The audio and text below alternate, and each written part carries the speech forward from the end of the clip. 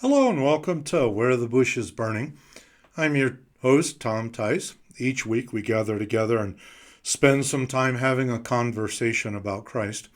And so I want to address a subject today that is a very hot topic, if you will, at the moment. It has to do with Christ's approach to racism.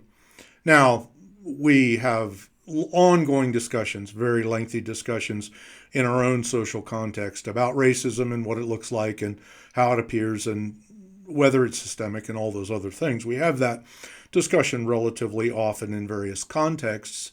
However, if we want to understand how Christ approached this issue, it's easy for us to look into the Word of God and see some very clear examples of how he addressed it. Now, I'm going to read a passage of Scripture. It's a very familiar passage. We've talked about this passage in the past, but it's worth our attention today. And we're going to use that as a basis of our discussion, our conversation about Christ and his approach to racism. If we look in John chapter 4, therefore when the Lord knew that the Pharisees had heard that Jesus had made and baptized more disciples than John, though Jesus himself did not baptize, but his disciples, he left Judea and departed again to Galilee. But he needed to go through Samaria. So he came to a city of Samaria, which is called Sychar, near the plot of ground that Jacob gave to his son Joseph. Now Jacob's well was there. Jesus, therefore, being wearied from his journey, sat thus by the well. It was about the 6th hour. A woman of Samaria came to draw water. Jesus said to her, "Give me a drink." For his disciples had gone away into the city to buy food. Then the woman of Samaria said to him, "How is it that you, being a Jew, ask a drink from me, a Samaritan woman? For the Jews have no dealings with the Samaritans." Jesus answered and said to her, "If you knew the gift of God and who it is who says to you, 'Give me a drink,' you would have asked him, and he would have given you living water." The woman said to him, "Sir, you have nothing to draw with, and the well is deep. Where then do you get that living water? Are you greater than our father Jacob, who gave us the well and drank from it himself, as well as his sons and his livestock?" Jesus answered and said to her, "Whosoever drinks of this water will thirst again, but whoever drinks of the water that I give him will never thirst, but the water that I shall give him will become in him a fountain of water, springing up into everlasting life." The woman said to her, "Sir, give me this water, that I may not thirst, nor come here to draw." Jesus said, "Go call your husband, and come here." The woman answered and said, "I have no husband." Jesus said to her, "You have well said, 'I have no husband,' for you have had 5 husbands, and the one whom you have now is not your husband. In that you spoke truly." The woman said to him, "Sir, I perceive that you're a prophet. Our fathers worshipped in this mountain, and you Jews say that in Jerusalem is the place where one ought to worship." Jesus said to her, "Woman, believe me, the hour is coming when you will neither on this mountain nor in Jerusalem worship the Father. You worship what you do not know. We know what we worship, for salvation is of the Jews. But the hour is coming, and now is, when the true worshipers will worship the Father in spirit and in truth, for the Father is seeking such to worship him. God is a spirit, and those that worship him must worship him in spirit and in truth." The woman said to him, "I know that Messiah is coming, who is called Christ. When he comes, he will tell us all things." Jesus said to her, "I who speak to you am he." At this point, his disciples came, and they marveled that he talked with a woman, yet no one said, "What do you seek?" or "Why are you talking with her?" The woman then left her water pot, went her way into the city, and said to the men, "Come see a man who told me all things that I ever did. Could this be the Christ?" And they went out of the city and came to him. So, a little longer reading, but worth our time to do that. A little background is in order. The Samaritans were a group of people who, back when the kingdom of Israel had been divided and the northern kingdom was taken into captivity, had ultimately been in the land of Israel and had intermarried with foreigners. So they were, in the minds of the Israelites, they were half-bred people. They had developed their own version of religion. They had a version of the Pentateuch. They had established worship not in Jerusalem, but up in the area where they lived, in a particular mountain, Mount Gerizim. So they were different.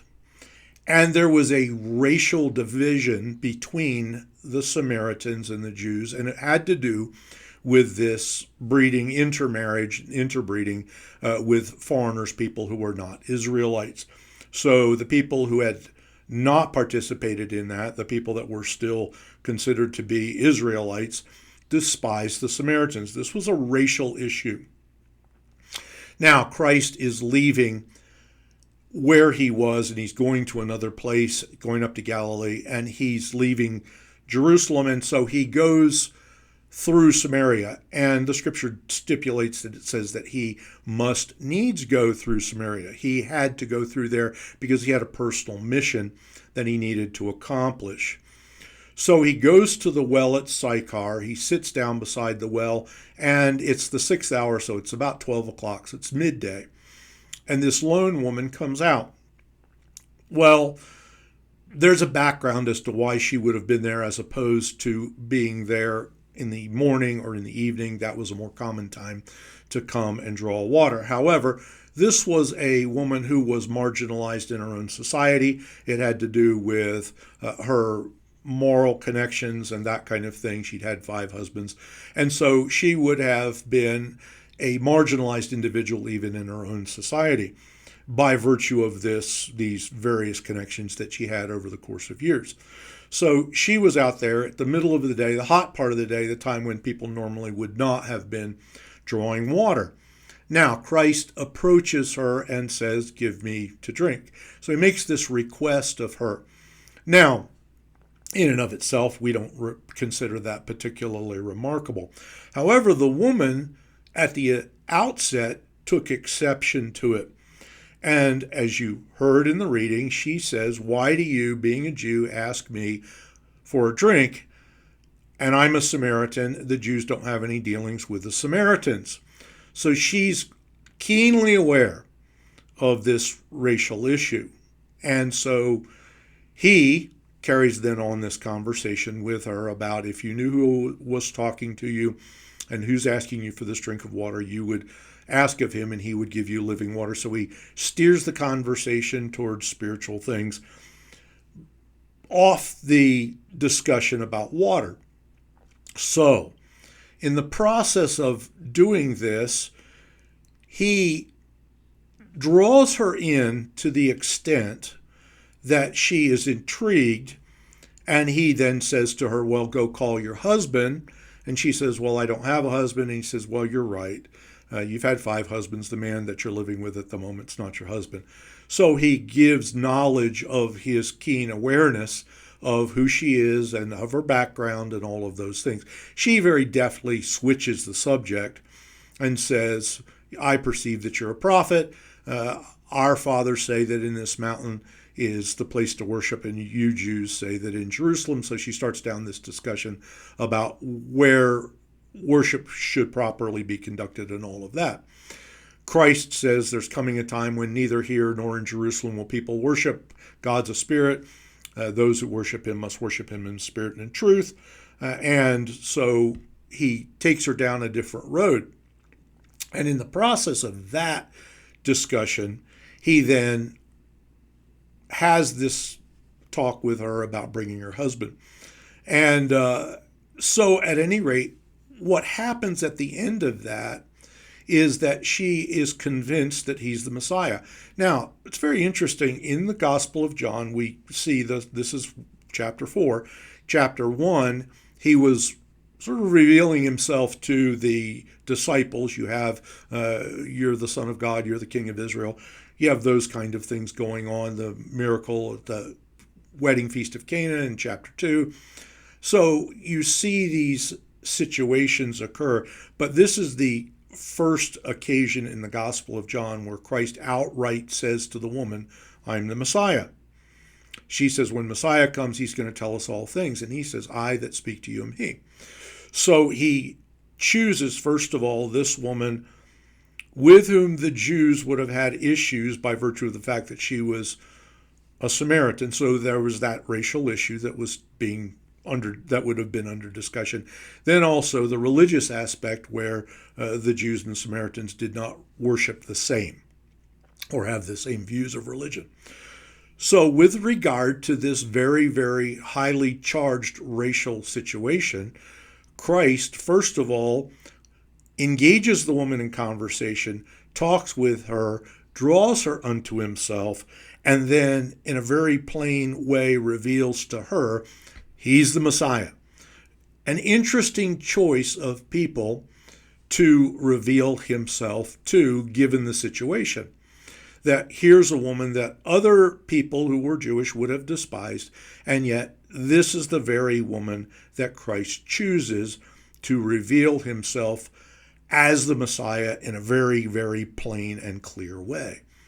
Now, what follows is worth considering, because by the time that the disciples show back up, they have reservations about why he's even talking to her. They're certainly aware she's a Samaritan, so that reflects their attitude towards his approach to racism. They have reservations about the fact that he's talking to her.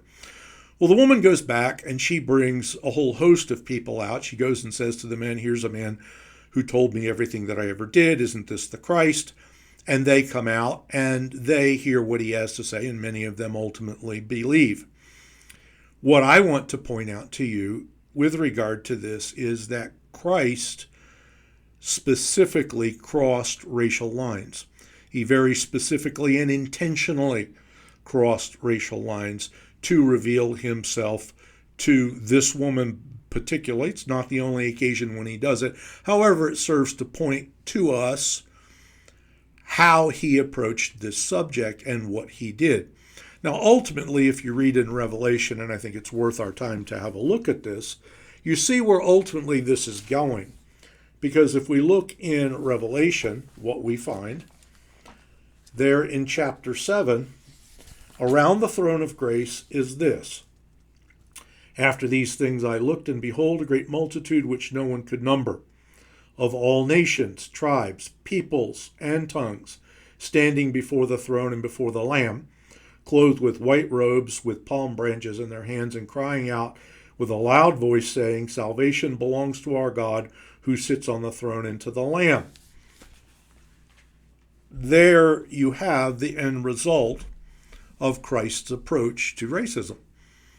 All these people that we just referred to in that reading are a vast array of racial stripes and varieties, different people, different parts of the world, different cultures, different times.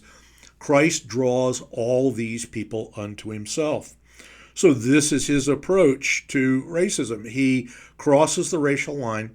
He addresses those who are of various racial and ethnic and cultural backgrounds, and he draws them unto himself.